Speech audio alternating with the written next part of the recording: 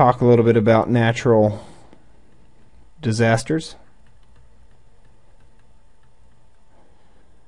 So let's deal with earthquake. And I am in South Texas, and I believe most of the students watching these videos will be in South Texas. We don't have too many earthquakes, but I put it in here anyway because we do experience them from time to time. They tend to be small, magnitude 3 or 4 on the Richter scale, so not too intense. In fact, I believe it was last semester of 2011, fall of 2011, maybe it was summer. Anyway, we had a magnitude 4.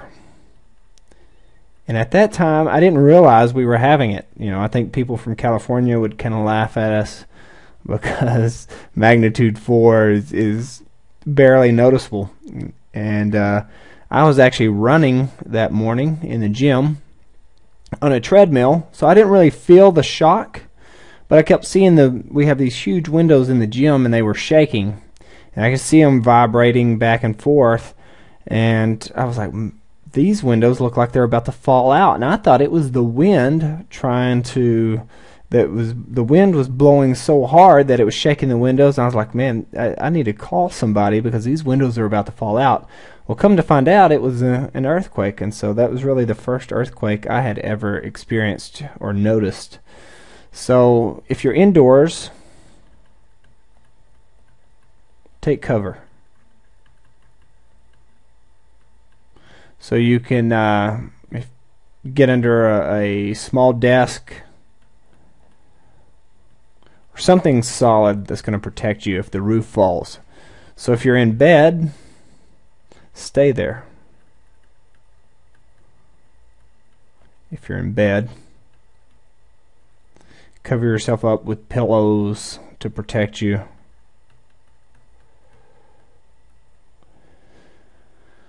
And if you're worried about the ceiling falling in, then you can lay next to the bed. Don't get underneath it. So that way if the ceiling falls, you'll be protected right parallel with the bed, so that the bed will take the brunt of the force.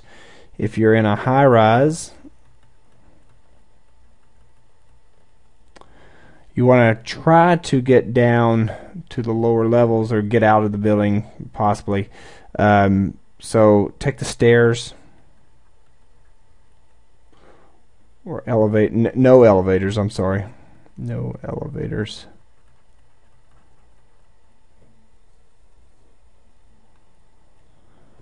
Because they could stick or stop and then you'd be stuck there. The sprinklers may turn on. Fire alarm may come on. So just be prepared for that. So that's if you're in a high rise. You're definitely going to feel the effects a lot more in a high rise, as the buildings are designed to kind of sway not only in the wind, but especially if you're in California, they're designed to move in case of an earthquake. So if you're outdoors, just stand in an open area. You don't want to be near cliffs or trees. Avoid those because you don't want parts falling off and landing on you. So you find a clear spot. So an open area with no trees. If you're in your vehicle, pull over. And don't pull over underneath an overpass or near cliffs or, again, trees if possible. Try to get in an open area and pull over because you don't want anything falling on you. So you want to avoid that because an overpass, I don't know if you remember the Los Angeles earthquake where the overpass crushed a bunch of cars. You don't want all that weight falling on you. I know your book says get out of your car if you're under an overpass. Don't even park under an overpass. If you're there a few more feet, it's not going to hurt. Get out and away from that overpass. So you don't always have to go right by the book. So I would avoid anything that could fall on you. So I would drive a few more feet and take that risk rather than staying under, getting out of my car under an overpass and laying next to it. And just doesn't make sense to me. So if you become trapped in debris,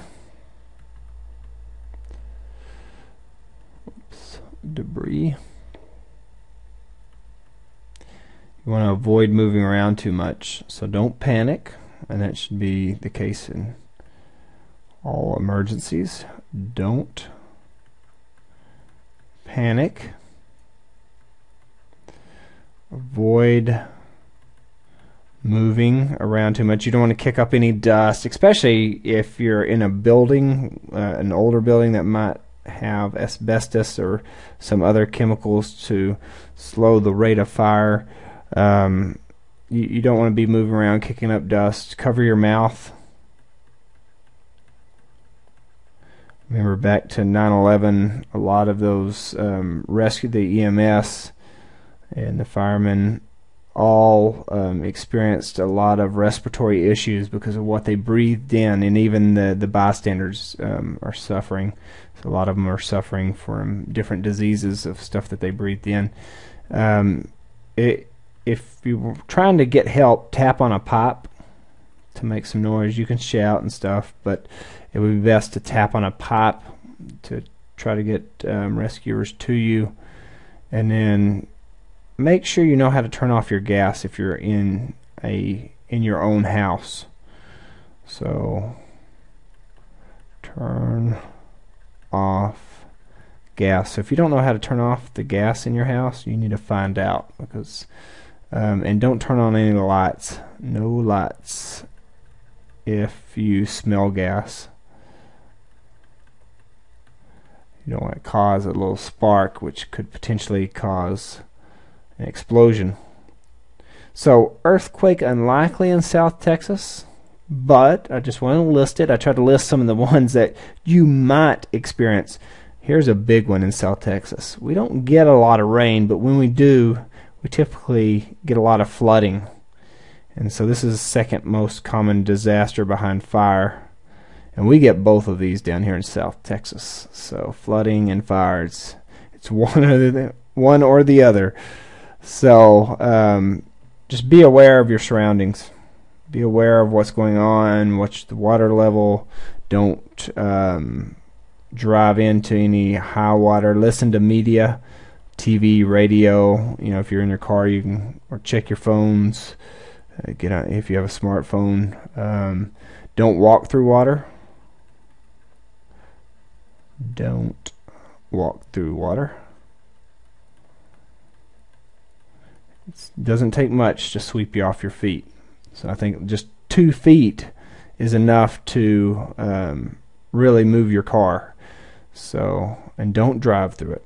This is a big one down here in South Texas. There's a big campaign to prevent people from driving through high water, especially in San Antonio area, because we have a lot of drowning deaths as a result of it. People getting swept away in their cars trying to go across these high water crossings. And so the police down here are big into giving tickets, and I think they cost thousands of dollars if you get one, and everybody in the car will get one. So do not drive through a low water crossing. So abandon your car if the water starts to rise around it, and head for higher ground, because you do not want to float away in that car, because it can be extremely hard to get the doors open once the water level gets up too high. So that's a whole nother issue of trying to get out of a car once it's submerged.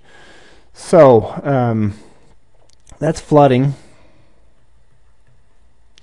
Experience this a lot in South Texas. Really important to know.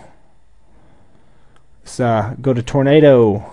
Here's a big one for me. I used to experience these. Well, I shouldn't say I used to hear about them all the time, all around me, because I used to live in North Texas, which is right in Tornado Alley, and I used to teach a weight training class. Had this guy that used to take my weight training class all the time, and I was about 33 at the time, and I was talking to him. I was like, you know what? I've lived here all my life, and I've never seen a tornado. Well, I'd seen them, but I'd never experienced them. Like, they'd never gotten close enough to my land or to my house to do any damage. And I'd seen the aftermath. And actually, I'd never really seen one up close. So I was bragging about that. And anyway, about 4 or 5 days later, I got my first experience with a huge F4 tornado. So go to the inner rooms. go to inner rooms and get preferably something like a bathroom that has a lot of pops in the walls, so if it starts throwing debris through the walls, those pops can protect you. You can get in a bathtub and cover up. But inner walls, get under furniture. Use that thick furniture, well-made furniture to protect you from debris and from falling walls. If you're outdoors, get in a ditch. If you can't get inside a building, lay down flat in a ditch. Preferably find a structure to get in. So you want to get into a building that can stop some of that debris and keep you from being swept away. It's really the debris that's going to do the most. If you're at work or school, you'll want to avoid widespread or wide span roofs like Walmart. That'd be a good example. Or in a big gymnasium, those are wide span roofs. They come off really easy and rip open. Walls fall down really easy. You want to avoid those. Those places just explode under the pressure of a tornado. If you've ever watched some of the shows, find shelter. Normally they'll designate a shelter area, like especially in schools, the gymnasium or the locker rooms. If they're in the middle of a building, are some of the best areas you get to. Some schools will have basements as well. If you don't have that, get under furniture. Make sure you're on a lower level, center, no windows in the room. That applies to at home as well. If you're in a vehicle, get out of it. You're not going to outrun the tornado. So don't try to outrun. Unlikely you're going to. Lay in a ditch. So lie down in a ditch and take shelter. You can't even read that. Ditch and then take shelter if you can. There's only one tornado that I know of that they said, if, and they didn't really know it at the time, that you could most likely have just outrun. You might have even been able to outrun it on foot. The Gerald tornado that went through south or central Texas was a unique F5 tornado, EF5. It's on the Fujita scale. Anyway, and it was going so slow, I think it was only going 5 miles an hour, and that's the reason it was doing so much damage, because it was an EF5. It was sucking up slabs and pavement off the ground because it was on top of the location for so long that it just stripped it like a sandblaster. And it was one of the few tornadoes that they said it was moving so slow that you could possibly outrun it, but it is not recommended because most storms are moving so fast, 50, 60 miles an hour, you are not going to outrun them. Let's talk about wildfire. And just because you're in South Texas doesn't mean tornadoes won't happen. We have funnel clouds down here as well, and tornadoes can happen. So wildfire, listen, this is pretty simple, to media. They'll let you know what's going on, evacuate if advised. And these are common in South Texas. We just experienced that this summer, evacuate. A lot of wildfires just an hour away from San Antonio. Big wildfires, and even around San Antonio we had a lot of them. So, and then choose a route away from the fire.